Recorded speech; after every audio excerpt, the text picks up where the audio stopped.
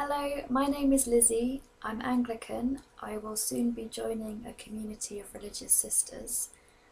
And this video is about how, especially in the last few months, I felt God asking me to let go of my autonomy or let go of my need to be the one that makes all or most of the choices about my life and be willing to move into a religious community.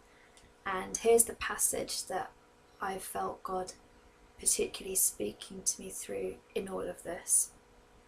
It's from the end of John chapter 21. He said to him the third time, this is Jesus speaking to Simon Peter, "Simon, son of Jonah, do you love me?" Peter was grieved because he said to him the third time, "Do you love me?" And he said to him, "Lord, you know all things, you know that I love you." Jesus said to him, "Feed my sheep. Most assuredly I say to you, when you were younger, you girded yourself and walked where you wished. But when you are old, you will stretch out your hands, and another will gird you and carry you where you do not wish." This he spoke, signifying by what death he would glorify God. And when he had spoken this, he said to him, "Follow me." I will hold your people in my heart.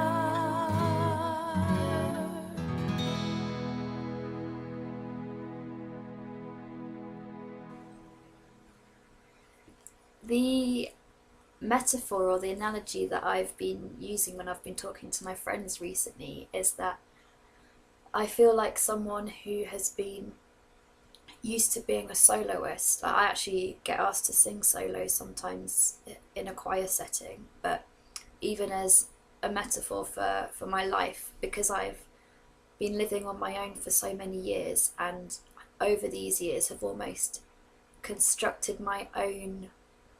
It's almost like I was trying to construct my own religious order to belong to, that I was the one person that belonged to it, and so I could make it match my preferences and my personality exactly, and I had a lot of my own choice in how I lived, including my own spiritual life. And I feel like I've got to the point now where God's saying to me, "You've been a soloist for several years, now it's time to move places and become a second soprano in a choir." And I remember I've said in another video recently that my parents reminded me that a few years ago they were saying to me, "Have you considered religious life, because we can see it really suiting you?"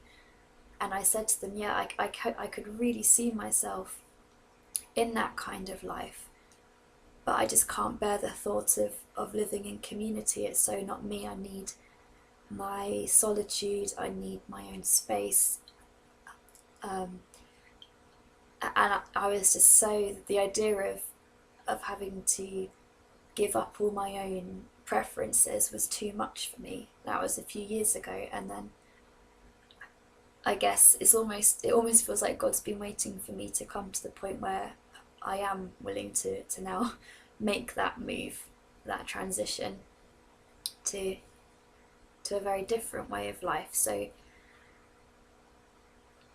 out of all the, I guess maybe different people find different things the most difficult about moving into religious life, but for me it will be this, I'm so used to living on my own and so used to my own company and so used to my own choices, that having to fit in with somebody else's timetable, even just little things like not being able to have my surroundings how I would prefer. And a big one, because I've found nutrition really interesting, and one of my hobbies is just reading about nutrition and looking up new recipes and trying them out. Even here I can see on the screen I've got plant-based cookbook from the works, I've got Deliciously Ella. I won't be able to choose my own meals, for example, and that sounds so superficial, but those kinds of things have been the things that have been up until now holding me back from very seriously looking at moving into a religious community or moving towards religious life. And yet I feel that it's got to that point in my life that this is what God's asking me to do, and all I'm doing is holding myself back. And I feel like if I don't do this, I can't give to the world as much as God would like me to be able to, and also that it would be hindering my growth spiritually as well. I think maybe there's only so much you can grow in love when you're always on your own, always making your own choices. And so just in order to grow in love, I need to move into a community where I'll rub up, is that the right phrase? Sort of, you know, the thing about stones polishing each other. Well, I'll be in that kind of setting. It's like God needs me to move into that setting. And at the same time, I'm sure we'll mutually enrich each other as well. But in my video that was more about how dating moved me to looking at religious life, I talked a bit about how when you're in love with someone, or when you go to when you go through that transition of having been single up to a certain point, and then you get engaged, and then you're going to move into a house together, you do have to, it's a kind of merging of your two lives, and you might have to get rid of some of your possessions and then work out a way of merging your possessions as well. So this merging image, that's what I feel God's asking me to do, but in the religious community setting. And it's interesting because this passage begins with, "Do you love me?"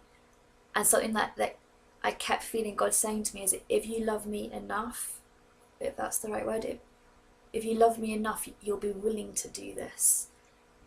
Just like if you love your fiance enough, of course you're going to be happy to make compromises and move in with them and merge with them.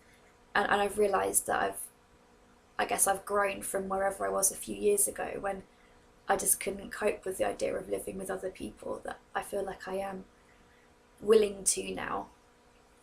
And feed my sheep, it just reminded me that this is actually about something far bigger than my own spiritual life. It's about, you know, people say that we're not meant to be alone, or in Genesis it talks about it's not good for Adam to be alone. And a few people are called very specifically to a single life, like hermits or people that are called to single consecrated life. But usually God can do more through people when they work as a team. So even for this, I feel that I can be part of a sort of ministry of God feeding sheep in the world, as it were, by joining a religious community. And maybe God can do more through me if I'll actually consent to joining a team. And yeah, that then it goes on about you chose what you wore and you chose where you went. And obviously once you enter a religious community, I mean, even literally you're given a uniform, as it were, that isn't necessarily your choosing, and you're basically there to be available however you're needed. So there is, I mean, I'm sure that they'll ask you, like, where do you particularly feel called within this vocation, but it is much more, you're just offering yourself to be available to the community and available to God. And you've just got that attitude of, like Mary, like, here I am, the handmaid of the Lord, or the Lord's servant. It's much more, what would you like me to do? Where would you like me to go? Rather than, what would I like to do for God? Or where would I personally prefer to go for God? And then it talks about, he talks about that this he spoke, signifying by what death he would glorify God.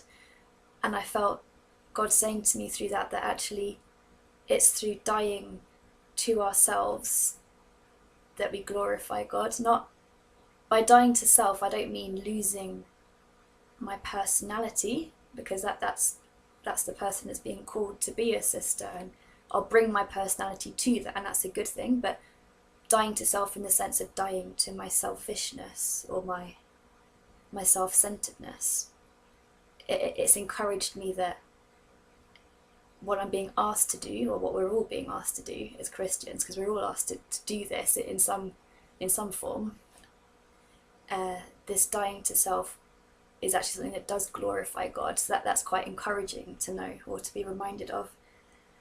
And then after this, the last sentence of this passage, Jesus is predicting his death, and then he says, well, follow me. It's as if Jesus is saying, yes, it's going to be really difficult, and yes, it will be painful, and yes, it's a massive thing for me to ask of you, and no one likes dying, really. I'm suddenly reminded of the bit at the end of the Eucharist where it talks about to be a living sacrifice. It's all tying in my head.